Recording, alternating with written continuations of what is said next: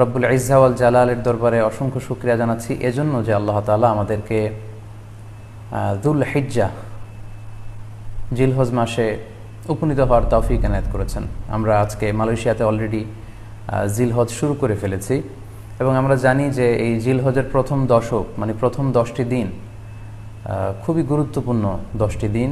আল্লাহ তাআলার কাছে খুবই পছন্দনীয় এই 10 দিনের আমলগুলো, এমনকি জেহাদের চাইতেও বেশি হাদিসে এসেছে। এবং কালামুল্লাহ মাজিদে আল কোরআন আল কারিমে আল্লাহ তাআলা এই জিলহজের প্রথম 10 দিনের শপথ করেছেন।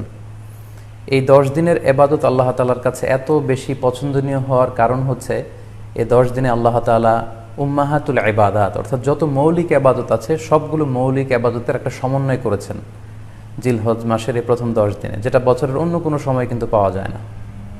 কারণ এই 10 দিনের ভেতরে সালাত আছে, নফল